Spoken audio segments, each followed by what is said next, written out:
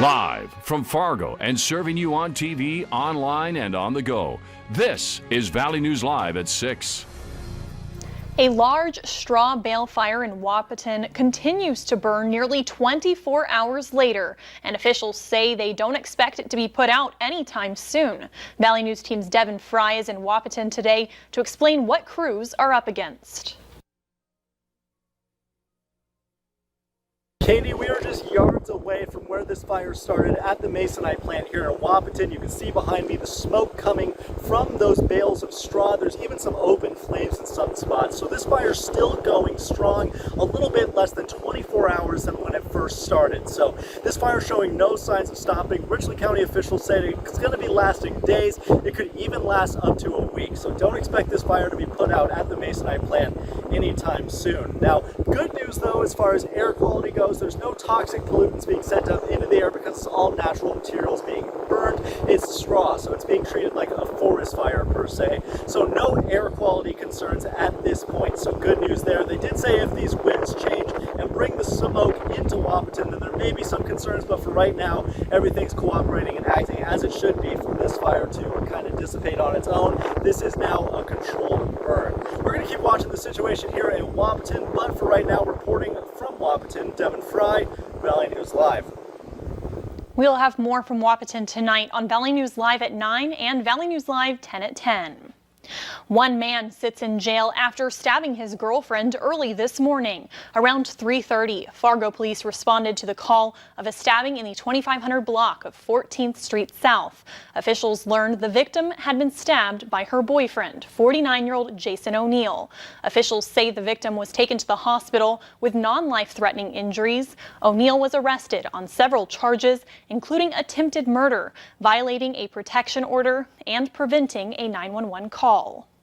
3 people were sent to the hospital after a drunk driver ran off of the road in Ransom County.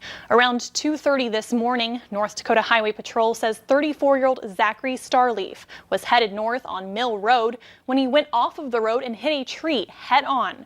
Starleaf and 2 passengers were taken to Lisbon Hospital. 42-year-old Cody Jensen was transferred to Sanford for serious injuries. Starleaf is charged with driving under the influence, with other charges pending investigation. No one was wearing a seatbelt. Today is hot and clear, but it looks like there's some activity brewing in our area. Our First Alert meteorologist Nathan Hopper joins us with a first look at your forecast. Nathan? Yeah, Katie, we do have sunny skies and clear for pretty much everybody, but this one storm in Otter Tail County is now tornado warned. Storm spotters did report a funnel cloud on this storm in Otter Tail County.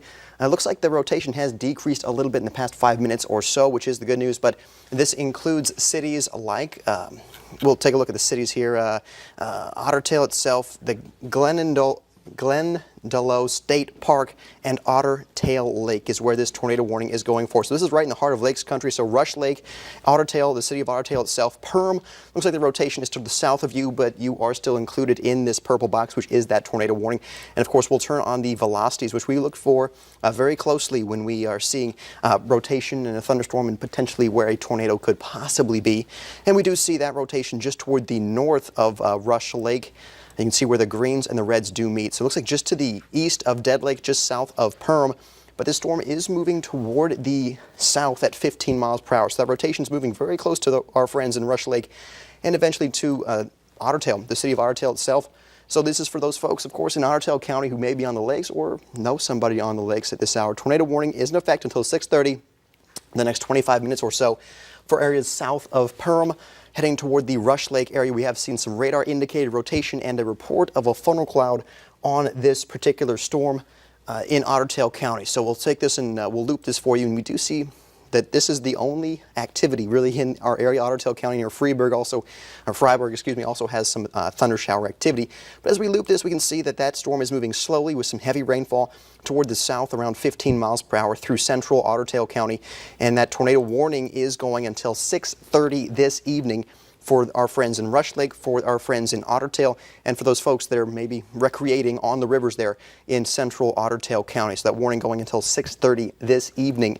until in central Otter Tail County. So report of a funnel cloud, have not seen any reports of tornadoes on the ground, but if we see where the core of this storm is heading around 15 miles per hour, we'll see what some of the cities that are included. Otter Tail around 6:41 this evening, so about 30 minutes there until it reaches the city of Otter Tail itself, moving quite slowly. But Rush Lake, our friends in Rush Lake, around 6:17, we expect this rotation to be in or around the Rush Lake area, and then Richville is the first city there closest to that rotation as we speak.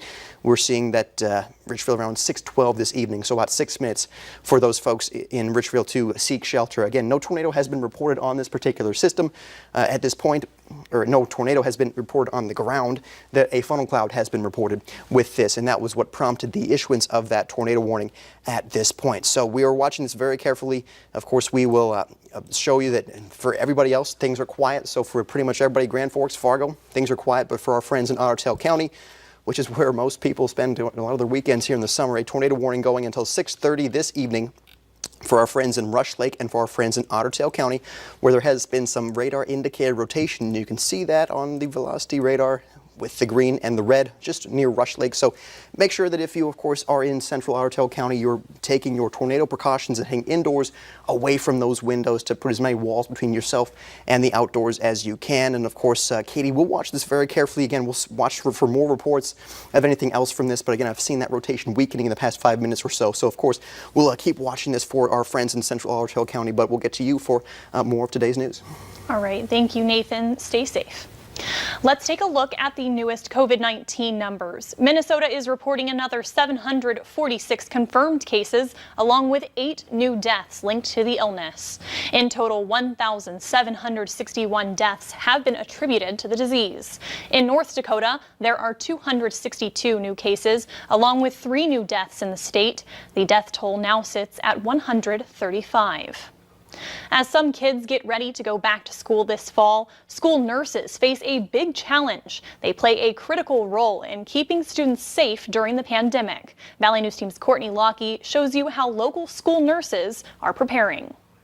In 26 years as a school nurse, Lisa Vasicek has just about seen it all. But this year is going to be the ultimate test. This year will be a challenge, but I think we're all working together and we're going to make it work. Vasicek is the lead school nurse for the West Fargo district. On top of her normal duties like managing allergies, distributing medications, and writing immunization plans, she'll be monitoring over 1,000 students at Cheyenne High School for coronavirus symptoms. Sending a student down, they will come in here and then they'll wait for the nurse to do an assessment on them. We've had to be a little more creative because not everybody has the space for the waiting room that we're going to use this year. Students will wait here if they're experiencing COVID-like symptoms. 2 or more symptoms, a temp above 100.4, or a loss of taste or smell, and they'll be sent home immediately. Parents will have to come get their kids within 30 minutes, so it might be a good idea to have another plan in place in case you can't get there right away. We can't let kids, especially with those kinds of symptoms, that we don't want them, and they're probably uncomfortable too, that we need to get them home. School nurses in the Valley will be geared up with gloves, goggles, and face shields. Nurses on the front lines need families to do their part. Vasicek saying there will be no testing or screening in schools, so it's important for parents to double check before sending the kids out the door. In West Fargo,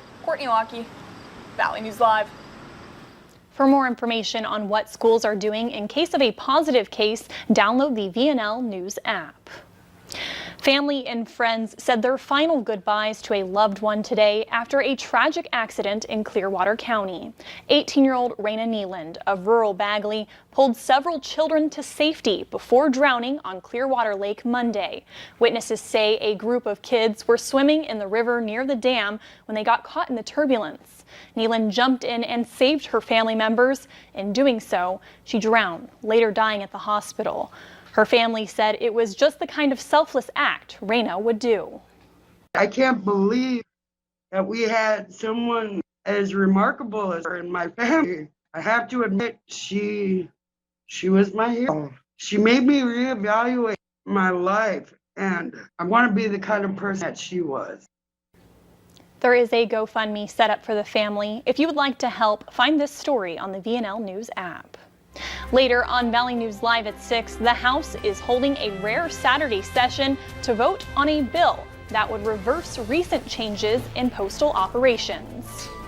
And of course, continuing to watch this tornado warning in Otter Tail County. That does include the city of Otter Tail itself and Rush Lake. Seeing some rotation in this storm and a funnel cloud reported near the top of this hour. But of course, we'll watch this very carefully and have a look at your forecast coming up after the break.